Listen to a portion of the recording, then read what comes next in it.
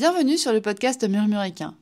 Moi c'est Audrey et je suis convaincue que pour avancer ensemble vers un monde meilleur pour nos amis les chevaux, la clé est d'apporter à chaque propriétaire de cheval une compréhension et une connaissance solide de son compagnon à crinière. Bien évidemment, il est impensable de laisser les humains sur le bord de la route du bien-être. Ta santé émotionnelle est donc également abordée dans ce podcast. Et tous ces sujets sont baignés de bienveillance et de bonne humeur avec une touche d'humour. Tous les vendredis, tu retrouves donc une alternance d'épisodes enregistrés par moi sur des sujets variés autour des soins aux chevaux, ainsi que des interviews de propriétaires de chevaux inspirants pour t'aider sur ton chemin d'humaine de cheval exceptionnel. Je te souhaite une bonne écoute de cet épisode.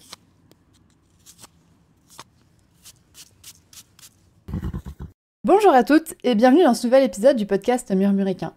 Il y a quelques temps sur Instagram, je vous avais demandé ce que vous vouliez sur le podcast. Et à ma surprise, enfin pas tant surprise que ça, mais les épisodes d'inspiration, de témoignages vous plaisent énormément et ont l'air de plus vous plaire que les épisodes de théorie relativement pure. Donc, pas de panique, je vais continuer les épisodes de théorie, ça c'est sûr. Mais du coup, je vais peut-être vous faire aussi un petit peu plus d'interviews, un petit peu plus de témoignages. Et quelque chose qui m'a été demandé aussi, c'est mes témoignages. Celui-là, je m'y attendais un peu moins. Vous êtes curieuse de ma vie, je comprends. Je suis curieuse de la vie des autres aussi. et c'est vrai que du coup, je vais vous faire un petit peu plus de témoignages de mon côté aussi. Récemment, ce qui occupe ma vie de cavalière, c'est l'entorse de Whisper. Donc, c'est de ça que je vais vous parler. J'en ai parlé, je crois pas que j'en ai parlé beaucoup dans ce podcast. J'en ai parlé très rapidement, un peu au fil de certains épisodes, mais pas beaucoup. Donc du coup, j'en parle plus sur Instagram. Mais donc du coup, je vous propose de faire un petit récap de ce qui s'est passé. Donc début avril, Whisper se met à boiter soudainement. Il se met à boiter de manière soudaine. Le veto passe 3 jours après. Diagnostic, une élongation du tendon au niveau des métacarpes, donc de l'antérieur droit. Enfin, la boiterie était très claire de l'antérieur droit. Mi-avril, donc 2-3 semaines après, puis le veto me dit 3 semaines de repos et puis après ce sera bon. 2-3 semaines après le passage du veto, Whisper va mieux. Whisper va mieux, mais je fais une bêtise, c'est-à-dire que je pars en balade et je pars en balade vraiment en me disant mais de toute façon c'est bon, on reprend le travail. Et je n'ai pas du tout l'habitude, j'en ai déjà un peu parlé, mais j'ai pas du tout l'habitude de créer des plans de remise en forme, en fait. Les chevaux que je montais, que je travaillais avant, en fait, quand on les remettait au travail, on les remettait comme s'ils avaient jamais été arrêtés. C'est quelque chose que j'ai un peu fait. C'est quelque chose que j'ai un peu fait avec Whisper. Alors on y allait quand même un peu plus soft, mais surtout il y a une erreur que j'ai fait, c'est que j'ai fait une grosse pente, une grosse descente. Et ça, je sais que chez Whisper, c'est quelque chose qui est difficile physiquement pour lui. Et j'ai fait une très grosse pente pendant cette balade, et bingo, à la fin de la pente, boiteux, de nouveau. Bon, c'est pas grave, réarrêter. Et mi-mai, ça va pas mieux, donc je vais voir un second veto. Le second veto me dit, pour moi, c'est le naviculaire qui pose problème, et je ne sais pas quoi faire. Enfin, c'est le veto qui suit Whisper depuis 7 ans. Il me dit, je ne sais pas quoi faire, donc je suis à court d'idées pour votre cheval, Madame Henry. Je vous envoie chez un de mes confrères pour faire plus d'investigations sur le côté du vers le naviculaire, on va dire, pour avoir son avis sur le naviculaire de Whisper. Whisper a une déformation osseuse, enfin c'est pour le coup un vrai naviculaire osseux sur les 2 antérieurs, mais c'est toujours le droit qui l'a fait un peu plus souffrir. Et on suspecte les semelles. On s'interroge en tout cas, c'est pas une suspicion, c'est plus une interrogation sur le rôle des semelles. Est-ce que mes semelles sont si adaptées à Whisper? Est-ce que ça n'a pas fait trop changer sa conformation de pied? Enfin, voilà. On s'interroge sur le rôle des semelles, donc je les enlève. Dans le doute, j'enlève les semelles à Whisper. On va donc en clinique début juin, qui pose un diagnostic qui n'est ni le naviculaire, ni une élongation du tendon au niveau des métacarpes. C'est une entorse du ligament collatéral latéral. Donc c'est un ligament qui relie P2, enfin la 2e et la 3e phalange au niveau en fait de la couronne du sabot. Donc ça c'est le premier diagnostic qu'on a. entorse.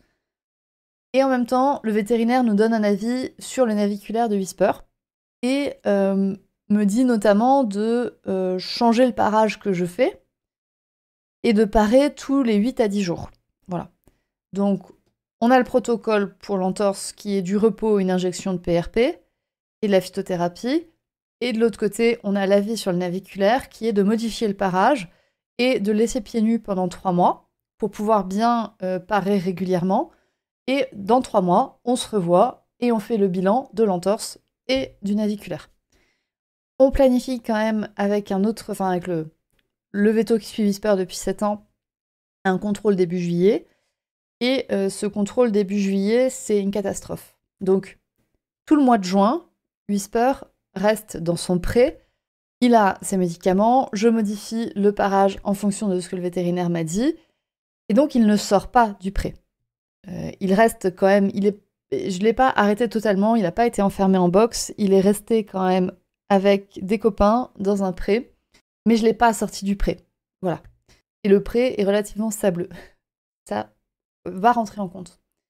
Donc, pour faire le contrôle, donc début juillet, je vais dans l'écurie voisine pour avoir de l'électricité, une zone stabilisée pour le vétérinaire, etc. Et cette écurie a stabilisé ses chemins avec des gros cailloux calcaires. Et là, c'est vraiment la cata. Whisper refuse de marcher dessus. Je n'arrive même pas à lui faire prendre le trot. Je galère à le faire marcher sur ces cailloux. Je galère à le faire marcher sur le chemin. Donc là, c'est la surprise, en fait. C'est la grosse surprise pour nous. Enfin, ça fait...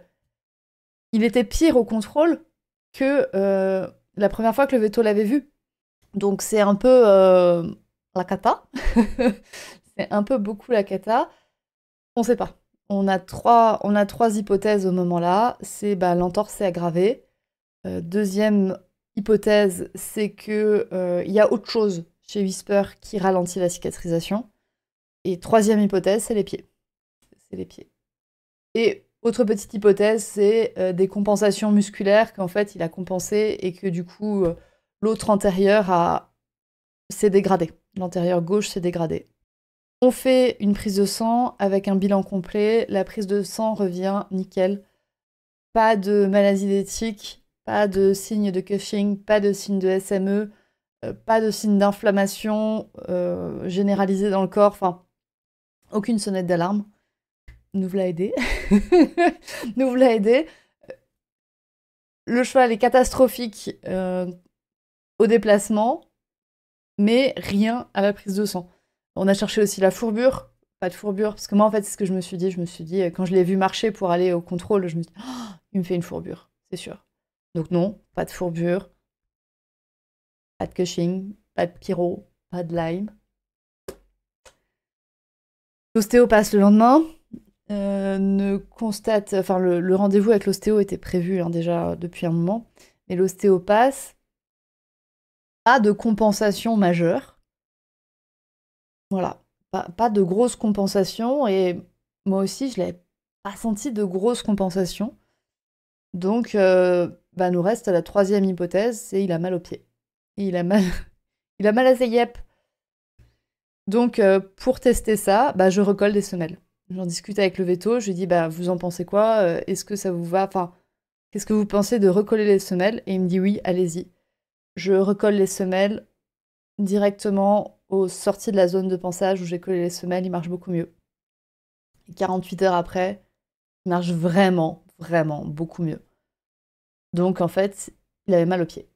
C'était cette hypothèse, c'est qu'il avait mal au pied. Et l'erreur qui a été faite là-dessus, c'est que le parage que j'ai fait, je n'ai pas pu observer une modification de ses allures vu qu'il boitait déjà.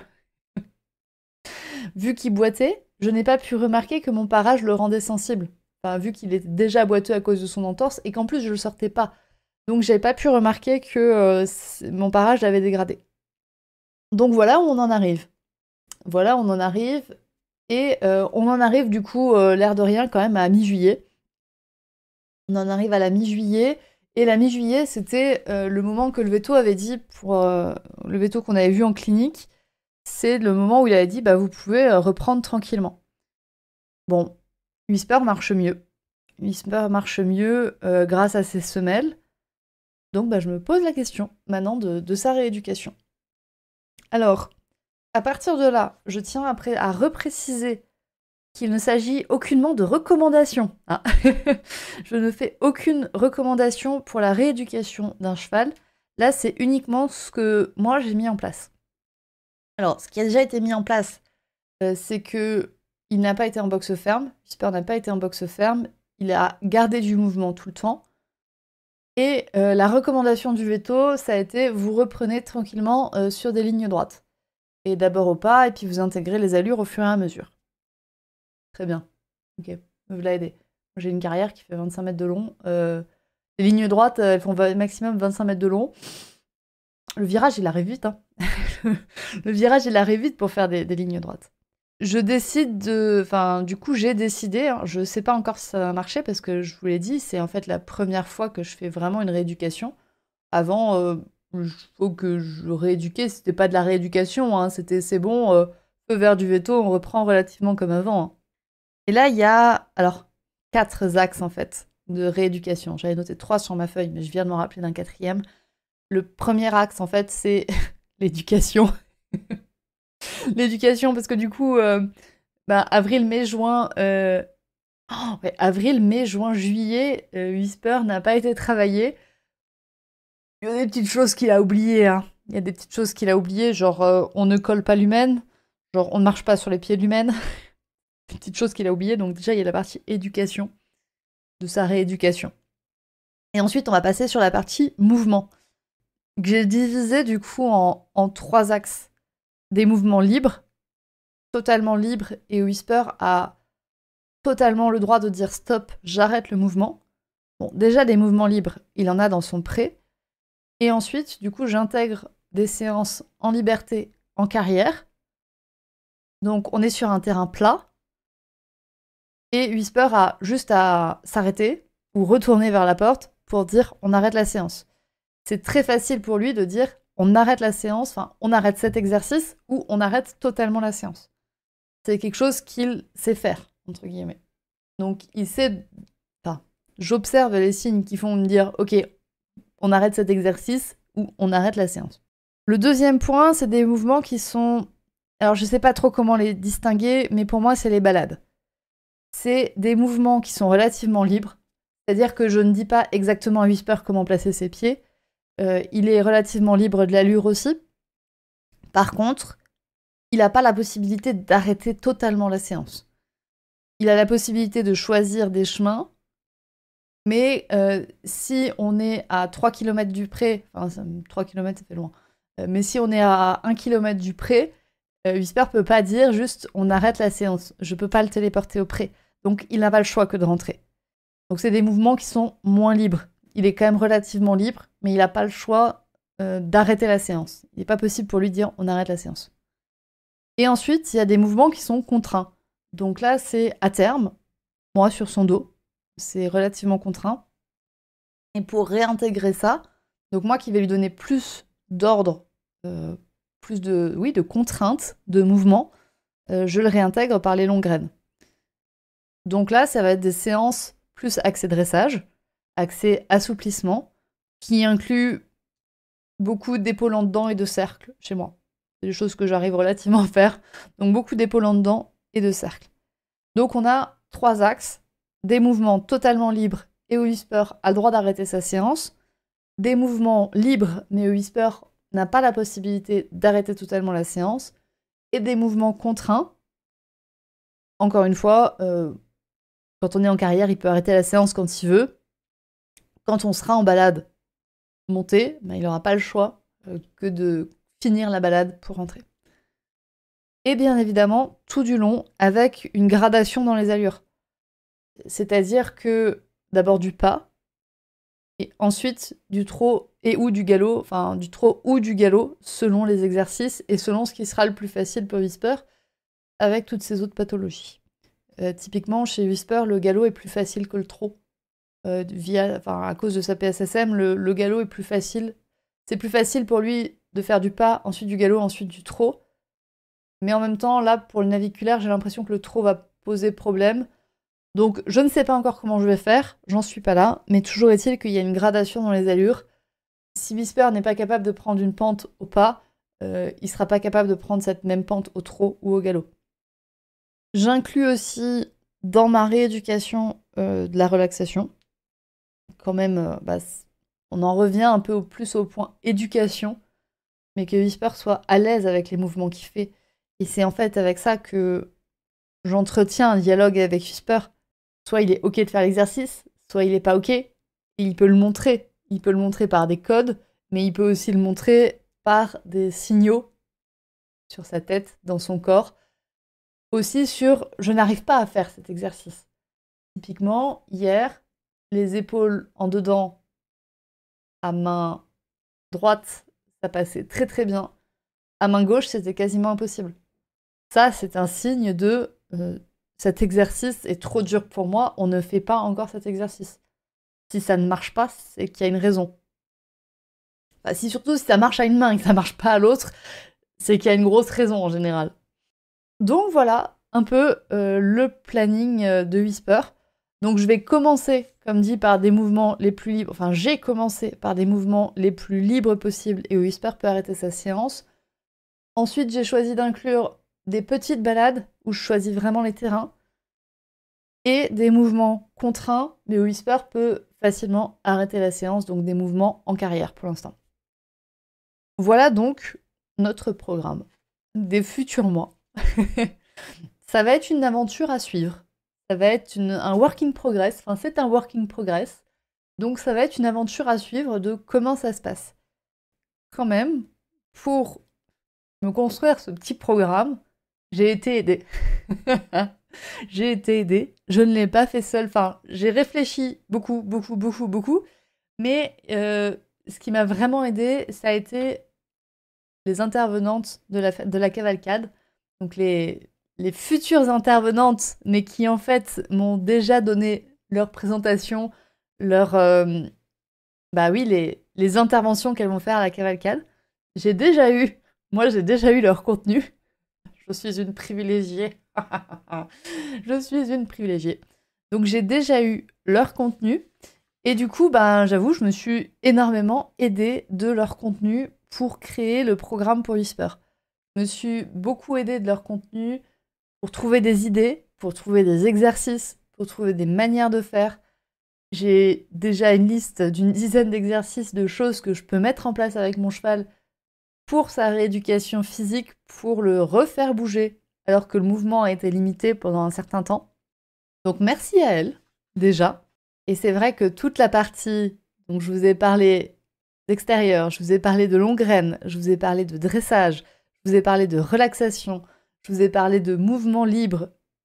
Je ne vous ai pas parlé, mais j'aurais pu vous parler de réapprendre en fait à Whisper à prendre confiance dans son corps. Tout ça, c'est des sujets qui vont être abordés lors de la cavalcade, donc du 6 au 10 septembre. Et c'est des sujets que du coup j'expérimente déjà pour vous et qui sont tellement passionnants. Parce que là, je me dis que moi, j'ai juste vu leurs présentations, je les ai pas encore entendues. Mais rien qu'en voyant les présentations, j'ai eu énormément d'idées pour mon cheval. Donc, si vous avez envie de rejoindre la cavalcade, vous pouvez retrouver le lien de la page de description en description de cet épisode. Et vous pouvez également retrouver toutes les informations sur mon site internet murmure-animal.com et sur Instagram sur le compte @murmure.animal. Je vous remercie de votre écoute et je vous dis à très bientôt pour un prochain épisode de rééducation ou pour la cavalcade ou à très vite sur Instagram. Bonne journée! C'est la fin de cet épisode de podcast. S'il t'a plu, tu peux le partager à une personne de ton entourage qui pourrait également l'apprécier. Tu peux également venir me dire ce que tu en as pensé sur le compte Instagram murmure.animal. Je te remercie encore une fois de ton écoute et je te retrouve la semaine prochaine pour un nouvel épisode pour toujours plus de connaissances pour ton cheval et pour toi.